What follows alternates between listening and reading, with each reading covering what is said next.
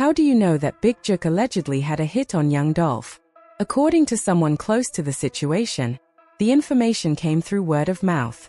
Quit told me about it, he said, explaining that the rumor had been circulating among people who were familiar with the streets.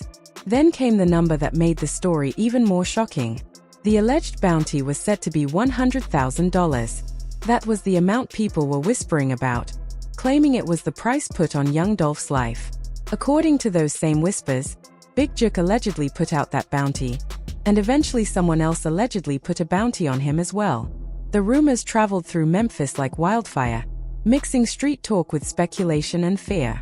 But what shocked people even more was what happened later when Yo Gotti reportedly came face to face with his brother's alleged killer in a prison visiting room. Nobody expected that moment. For many observers, it represented something deeper than just a meeting.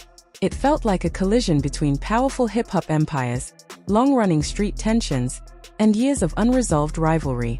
The story quickly became one of the most talked-about narratives connected to Memphis rap culture. It wasn't just about music anymore. It was about loyalty, power, reputation, and the dangerous overlap between street life and the music industry. Yo Gotti, born Mario Centel Gaiden Mims, grew up in the Ridgecrest apartments in Memphis, Tennessee. The environment around him was tough. Poverty and crime were everyday realities, and opportunities were limited. Like many young people growing up in that area, he learned early that survival depended on determination and resilience. During the late 1990s, he began hustling underground mixtapes, selling them out of the trunk of his car. At that time, he was still far from mainstream recognition, but he was slowly building a reputation in the Memphis rap scene. His early work circulated through neighborhoods, clubs, and local networks long before the internet made it easier for artists to reach wider audiences. By the early 2010s, his persistence began paying off. His album Live from the Kitchen introduced him to a larger audience and helped him transition from a local rapper to a national figure. A few years later, his hit single Down in the DM became a cultural moment, spreading across social media and radio stations everywhere. Suddenly Yo Gotti was no longer just a Memphis rapper grinding for recognition. He was a prominent name in hip-hop, appearing in charts, interviews, and major collaborations. But what truly set him apart was his focus on building something bigger than a music career. Instead of relying only on record sales, Yo Gotti focused on creating a business structure around his success. His label, Collective Music Group, which originally stood for Cocaine Music Group, became a central part of his empire. Over the years, the label signed several successful artists including Moneybagg Yo, Black Youngster, Glorilla, and ESTG. Partnerships with major companies gave CMG additional power in the industry. At the same time, Yo Gotti invested in businesses outside music, including real estate ventures and a minority ownership stake in the professional soccer club DC United. His strategy showed that he was thinking long-term, approaching the music business with the mindset of an entrepreneur rather than just a performer. Behind the scenes, however, another important figure played a major role in the CMG operation. That figure was Yo Gotti's older brother, Anthony Big Juk Mims. Born in the mid-1970s, Big Juk was widely viewed as a key force behind the label's activities. People close to the Memphis scene often described him as someone who handled many responsibilities that were less visible to the public. While Yo Gotti focused on the business and branding side of the empire, Big Juk was said to be more connected to street networks and day-to-day operations within the city. On social media and in public appearances, he often presented himself with confidence, driving luxury cars and wearing designer clothing, projecting an image of influence and authority. For years, rumors circulated that Big Juk played a more aggressive role behind the scenes.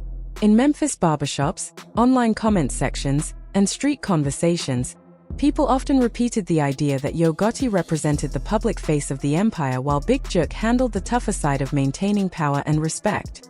None of these claims were ever proven, but they became part of the narrative surrounding CMG. The bond between the brothers was widely known. They had grown up together in difficult circumstances and built their success side by side. In interviews, Yo Gotti frequently emphasized how important his brother was in his life, once saying that Big Juk had always been his rock and had taught him many lessons about navigating the game. While CMG was growing into a powerful label, Another force was rising in Memphis rap. That force was young Dolph. Born Adolph Thornton Jr., Dolph represented a very different approach to the music industry.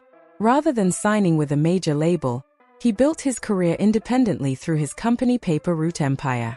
His strategy focused on controlling his own music, publishing, and distribution. This independent model made him a symbol of self-determination for many fans who admired artists who refused to rely on traditional industry structures. The rivalry between Dolph and the CMG camp reportedly began around 2014.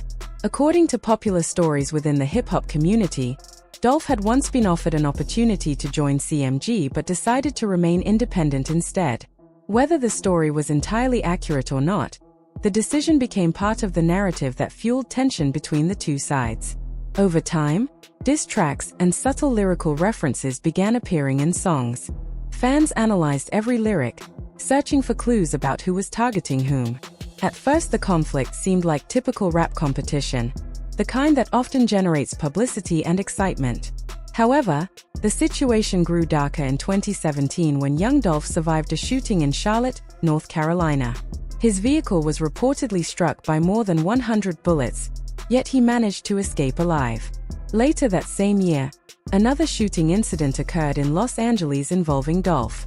Each event intensified speculation about who might be behind the attacks. Rumors frequently pointed toward individuals connected to CMG, particularly Big Juke, though no definitive proof was ever presented publicly. Yo Gotti generally avoided discussing the situation directly. When asked about rivalries or online arguments, he often responded by saying he did not engage in back-and-forth drama on the internet. His approach seemed focused on maintaining a professional image while allowing speculation to swirl around him. Meanwhile, young Dolph continued building his independent brand, releasing music and strengthening his connection with fans who admired his self-made success. The tension reached a tragic turning point on November 17, 2021.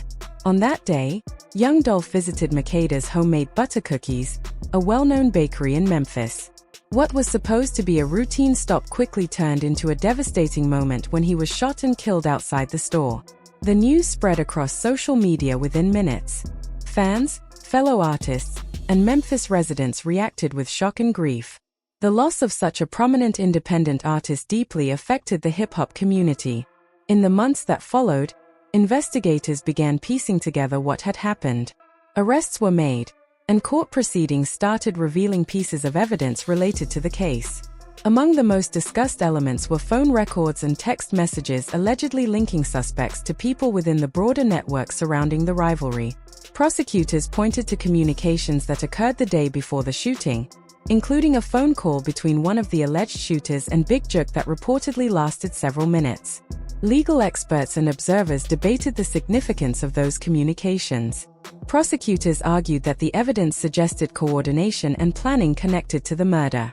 Defense attorneys challenged those interpretations, questioning whether the communications truly proved involvement.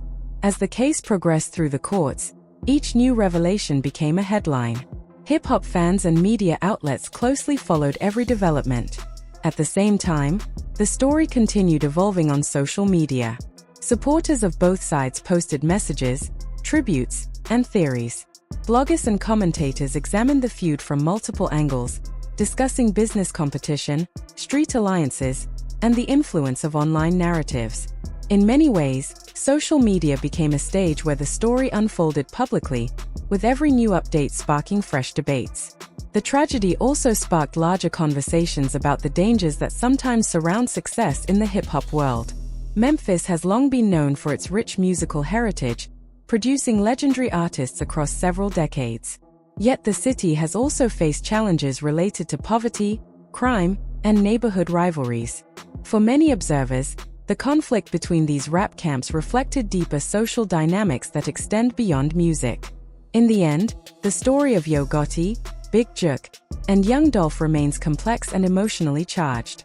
It involves ambition, loyalty, rivalry, and the pursuit of success in environments where the stakes can be incredibly high. Yo Gotti continues to operate his business empire and expand CMG's influence in the industry. Big Juke's name remains tied to the controversy surrounding the case. Young Dolph's legacy, meanwhile, lives on through his music and the independent path he created for himself. For fans and observers, the situation serves as a reminder that hip-hop is more than just entertainment. It reflects real lives, real struggles, and real consequences. The rise of these artists, their conflicts, and the tragic events that followed have become part of modern rap history.